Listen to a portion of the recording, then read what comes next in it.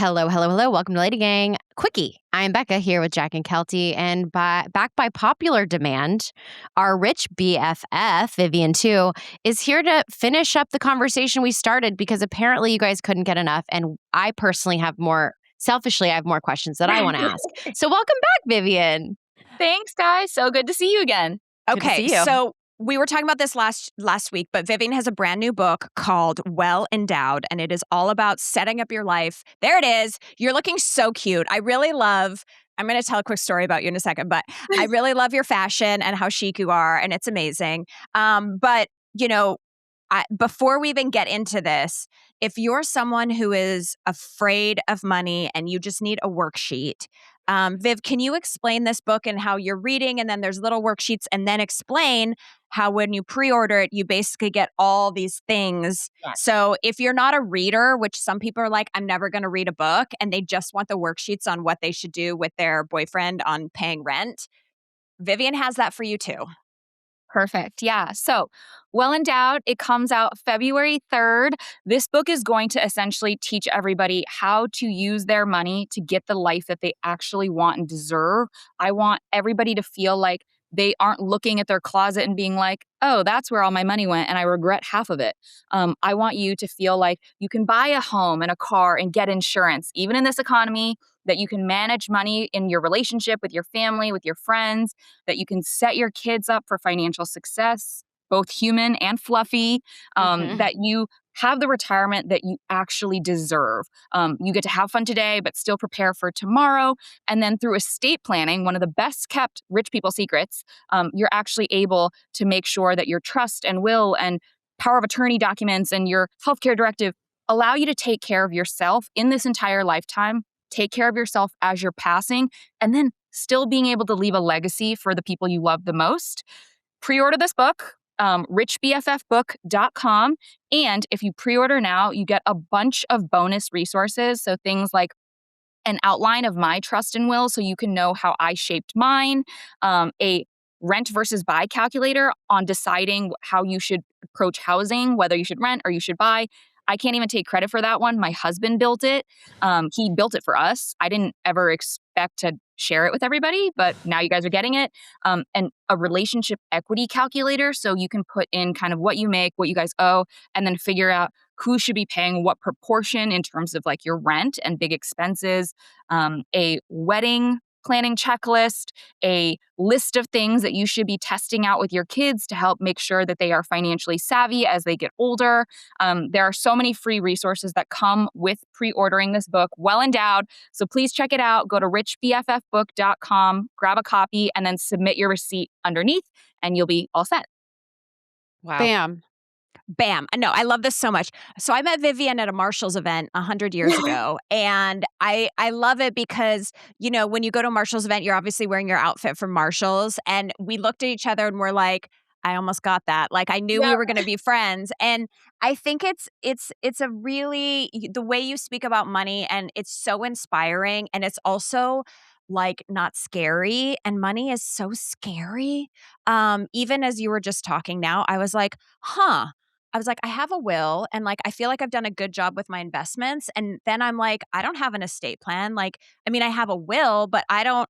And then also I was like, wait, I don't want an estate plan. I want to spend all of my money while I'm alive. Like I'm leaving these motherfuckers nothing. Like I'm bye. And then I was like, can you describe the difference between the two? Because Kelty, you bring up a really good point that you may or may not want that estate planning.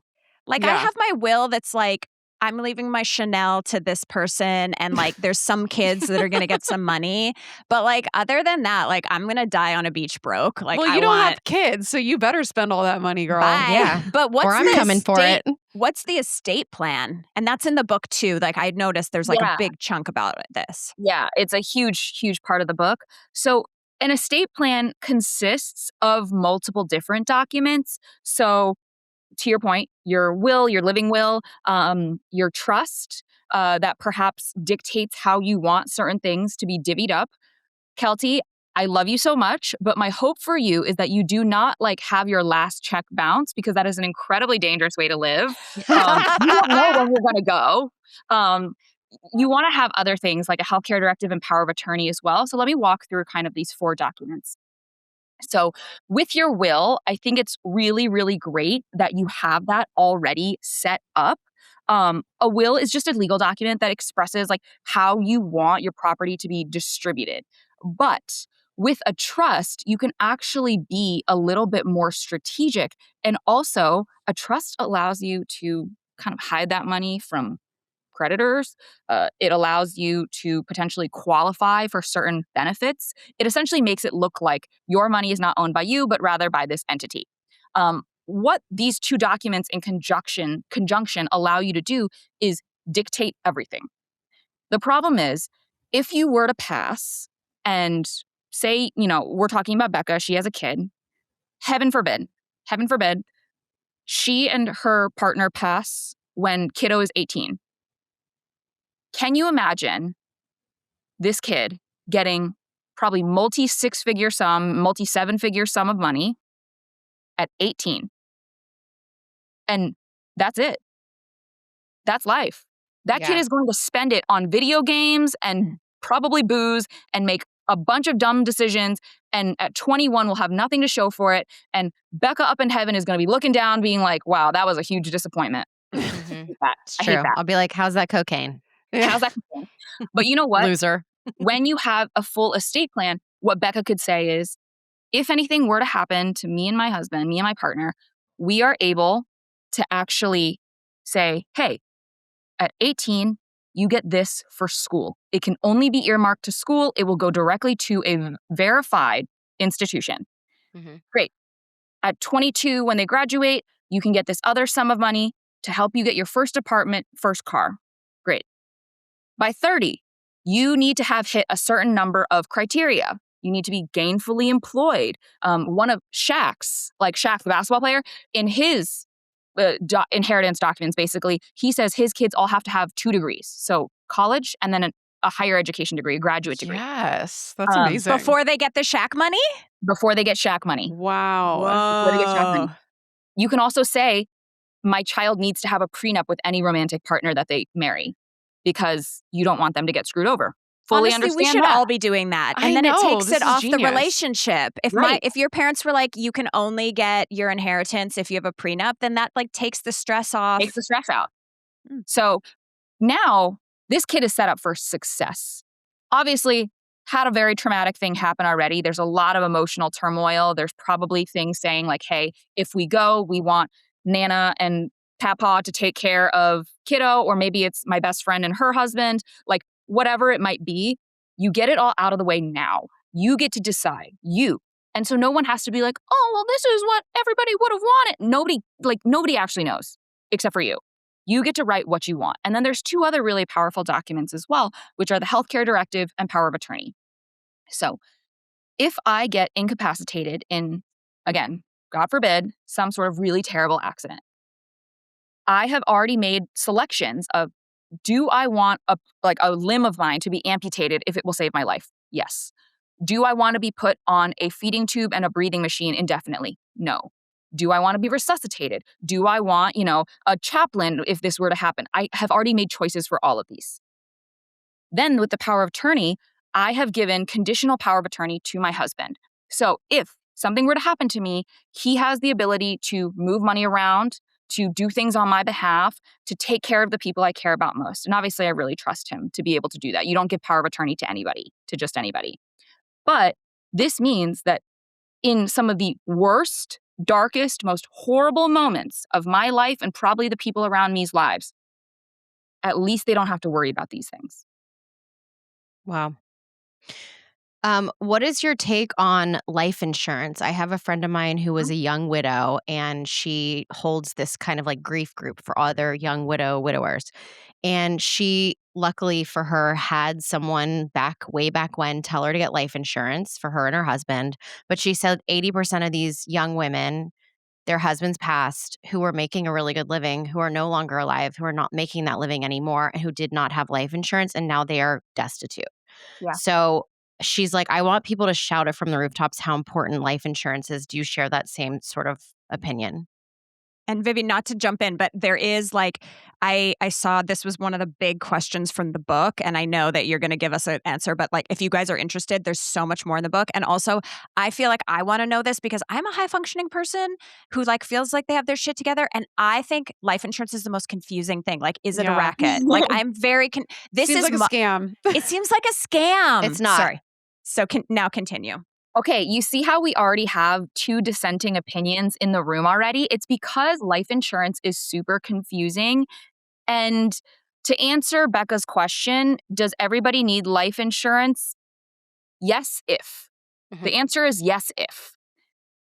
I am a huge proponent of people getting life insurance if they have people who depend on them for income. So that's kids, maybe a partner, what have you. I think everybody needs to have it if you have those stipulations met. However, the reason why Jack and Kelty feel like life insurance might be a scam is because some of the life insurance that is being peddled to you is. So to break it down really simply, there are two main types of life insurance. There's like a zillion different types, but the two main types are this. There's term life insurance. Simply put, you croak, your family and friends or your closest people get a little something, something to help them buy. Simple, very easy to understand. You pay in premiums, something happens to you, they get money. Then there's whole life insurance. This includes the death benefit, but it also has a cash component, meaning those premiums that you pay in over the years, at a certain point, they will start to accrue. It's not 100% of the premiums you pay in, it's actually a smaller fraction, but over time, that cash value grows and grows and grows. And that is what you're probably seeing online, people talking about, oh, you got to get life insurance, it's the best investment, then you can like borrow against yourself, it's infinite banking, da da da da. Okay, here's the thing. This is what they don't tell you. The reason why those gurus are so excited to sell you on whole life insurance is because it is the highest commission product in the financial services sphere. They make so much money when you buy a policy. Ugh.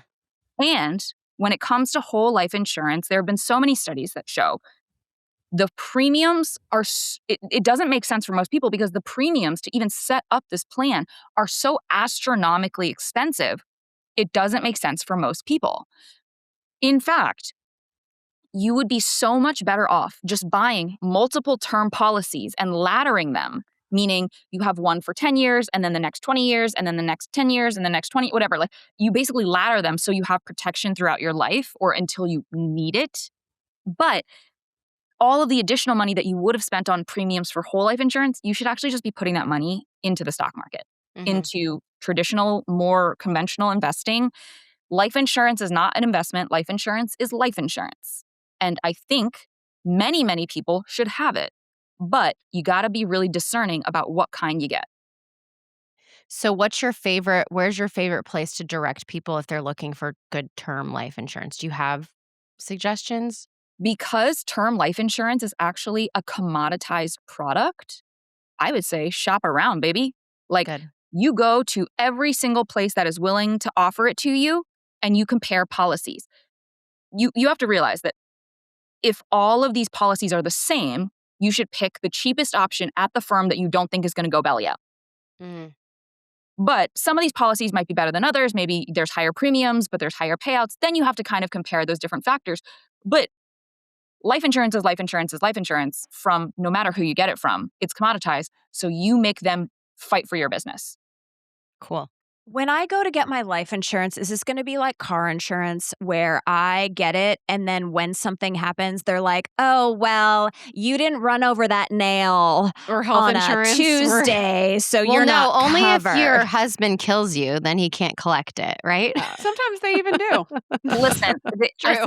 I think all insurance is going to try their best to use the fine print to not pay you. I'm going to say Yeah. that very bluntly. Yeah. However, I think that is also something that you should look into when you are making these purchases. Like which of these policies has a, like a more loose interpretation of what will actually be paid out.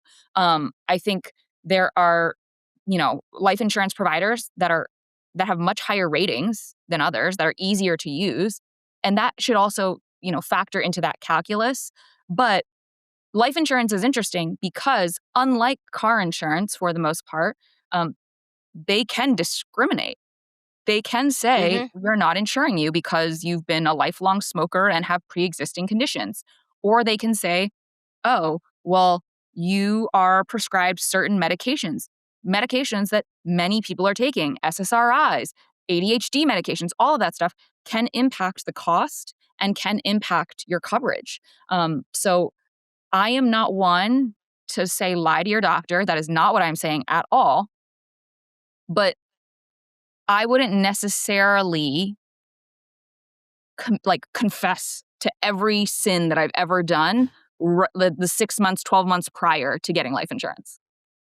Smart. Vivian will always tell us the truth. I love it. That's the real tea. And I know. if you're planning on going on anything, like if you've not gone on something yet and you're planning on going on some sort of medication, you do all of your stuff before going on it. Because yeah. I have my policy. So now if I take up smoking, they can't like retroactively say, Correct. never mind. So now I can just smoke crack and I still, No, my thank husband will, God. I'm just kidding. Before you develop your pre-existing conditions. Yeah. Vivian, this is us right now. We just had this conversation, I think, in December, where I owned a home. This is my third home.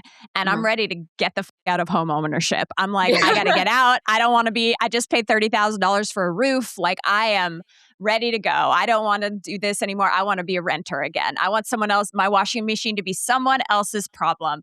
And there's a big discussion in our Facebook group about like, is it better to own or rent? And then what I loved about your book is that, you talk about it in this emotional way of like, you get to an age and you feel like if you don't own a home, you are a loser. You know what I mean? Like, we are conditioned to be like, oh, I live in an apartment, and like, oh, I still rent. And then that means you're unsuccessful and you're a loser. So I would love your take. I loved this part of the book of like the rent versus buy. Yeah.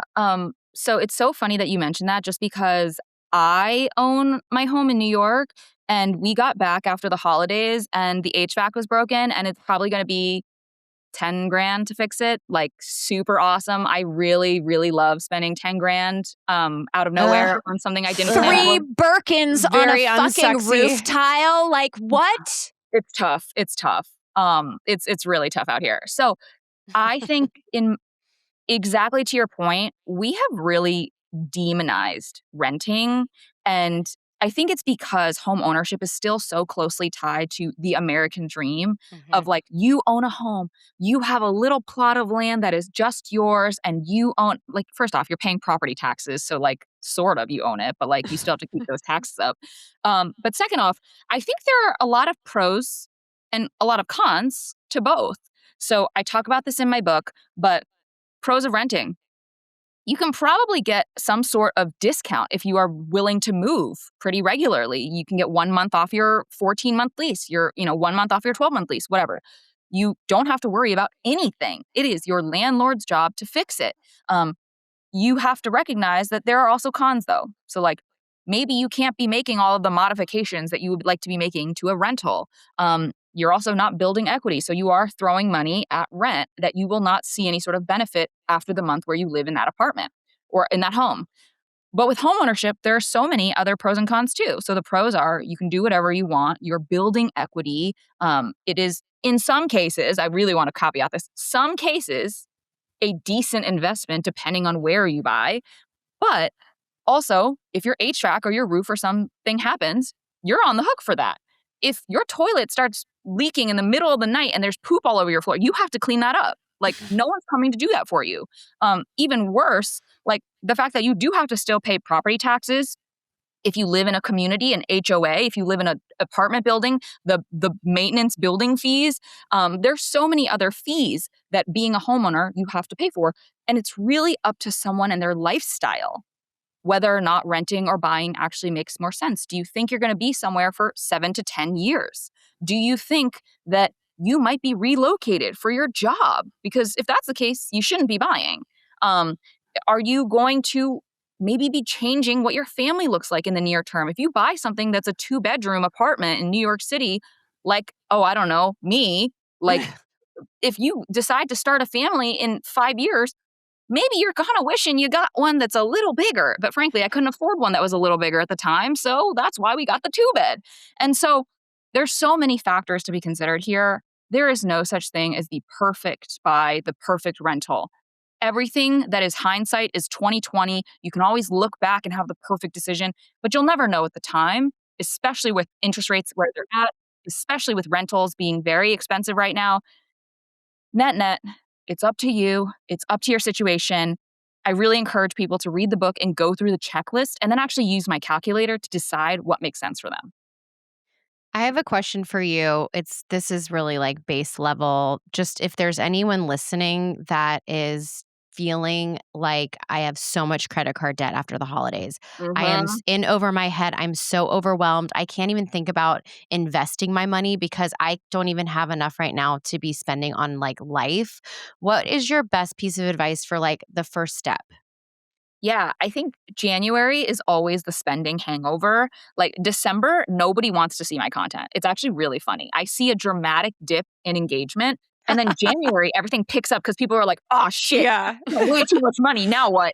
Um, It's me. It's so It's funny. me. So It's true. me. It's It's me. so true. literally everybody. And December. Oh God. you know what? Like, December I can was even so blame people. fun. I miss December. Well, you just don't look at your bank account. You're just like, No, whatever. you're just like, I'll figure it out in the new year. New year, new me. This year, I'm going on a tear.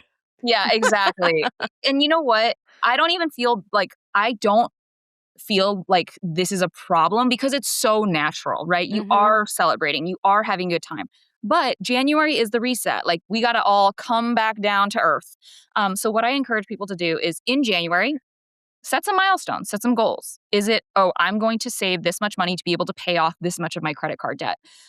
Is it, I'm actually going to have a no spend January, which is where you only spend on absolutely necessary things. So no discretionary spending just for the month of January. It's 30 days. Come on, how long could 30 days be? It might actually be 31. I don't know. But the thing is like what you should really think about with your credit card is how can you like accessibly pay this down and quickly. For many people, it's debt consolidation. So what you can actually do is if you know that you could get that debt paid down if the interest rate was lower, you can get a balance transfer card where you transfer that credit card balance to this new card. You have to be very, very certain that your habits have changed and you are ready to tighten up though, because I don't want you to just keep racking more debt up. What you do is you pay a fee, and then once you pay that fee, you will have no interest for the first 12 to 18 months of that credit card. So it's 0% APR. That means if you are making payments against the balance, it's all going towards the money you borrowed.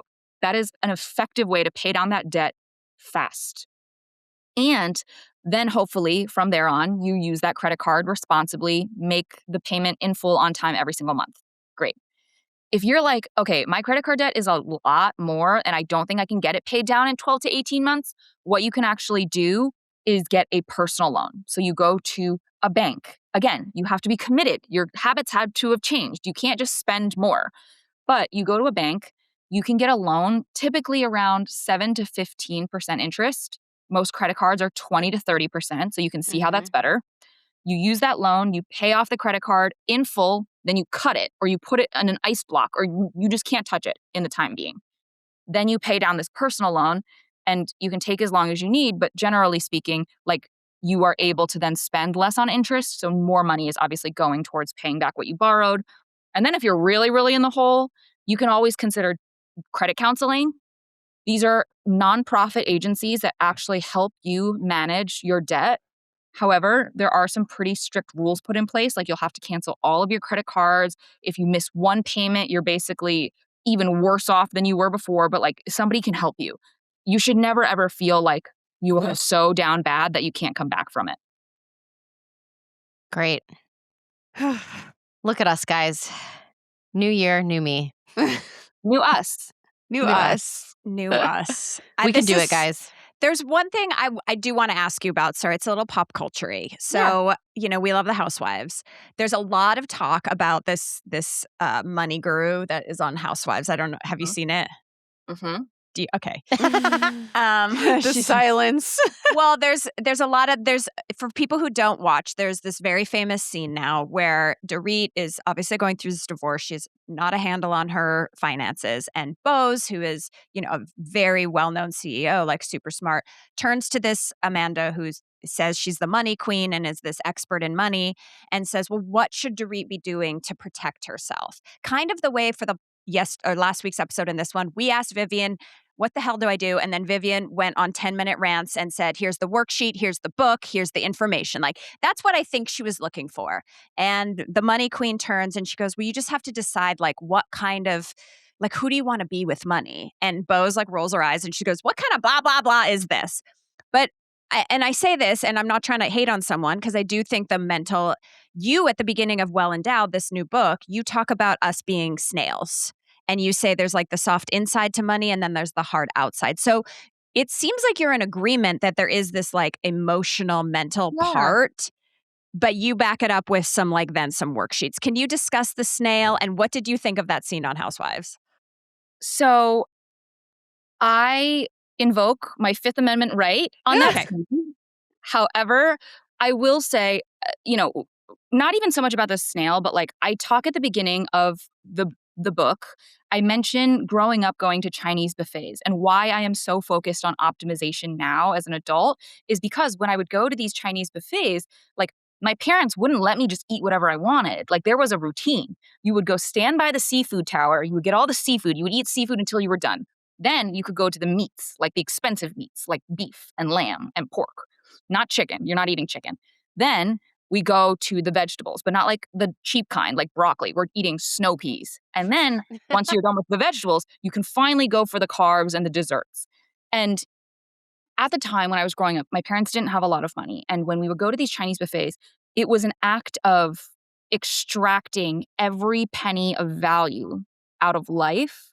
And I think that has like chronically changed my mindset when it comes to money. I am always focusing on value. I didn't say price, value. I am really, really focused on value because it allows me to have the best possible thing at the lowest possible price for that value. I'm not getting so down bad that I'm staying at a hotel with like scratchy sheets and like no minibar, but I'm saying, how do I optimize so I can get the lowest price for the 5-star hotel? And that, I think, is a mindset shift that all of us could really, really benefit from. In terms of asking a quote unquote money guru about money and then not having any sort of actionable guidance, I think that speaks a lot for itself. She might as well have said, here, go buy my course. Well, that's what it felt like. Literally. I feel like it's like if all you're doing is selling a course about like manifesting your best life, you don't know anything about money. You're not a guru. And frankly, I don't trust anybody who says that they are a financial expert and doesn't manage their own money and lets their husband do it. Ooh, Boom. roasted. Mic drop. Mic drop. No, and that's why I think I was wondering what your take on it, because there's the book is at the top of Amazon again, and I was like, I don't think that's the. And then I was like, we got to have Vivian, because like that's not the book we need to be buying, Bravo celebrities and Bravo fans. Like this is the book. Well Endowed is the book, and I love that when you get this book, not only are you, and you give so much on your socials. There's a wealth of free advice. Every single day, I'm getting hit up by Vivian saying, hey, what's up? It's your favorite Wall Street girlie and Rich BFF, and I'm going to tell you what to do today. And I'm like, what am I doing? But I love when you buy this book, you go to your website and you get all these free worksheets and all this stuff. You're giving real actionable items. We are dumbasses. We just need to be told what to do. And it's not like, think positive. Like, I am not thinking positive. And even if I am, I still need to know what the 529 IRA blah, blah, blah is. And I love that for you. I love what you do. And the book is incredible. And I know a lot of you listening bought the first book. This one is even better, but it's a 1-2 punch. If you've never heard of Vivian, if you're new to LadyGang, the first book is excellent too. So it's like, go get both, Yeah. Thank you for making us smarter and more confident. You are so amazing at breaking things down, and for dum-dums and who feel like myself, who feel very overwhelmed and not equipped to deal with money, like you've definitely instilled some confidence in us over the years, and I just am really grateful that you're not selling courses. Thank you guys so much for having me. If everybody wants to get the book, it's called Well Endowed. You can get it wherever books are sold, or just go to richbffbook.com. If you pre-order now, it also comes with a bunch of pre-order freebies like an outline of my trust and will, a rent versus buy home calculator, a relationship equity calculator to see how much each of you should be paying, a wedding planning checklist, a how to help your kids with money list. There's so many free resources. Please go get it. I want you to have them. Well Endowed comes out February 3rd, richbffbook.com. We love you. Love you. Thank you, Viv. Good luck and congratulations. Like, we know how hard it is to write a book, so congratulations to you. Thank you. We weren't here a long time. We're here for a rich time.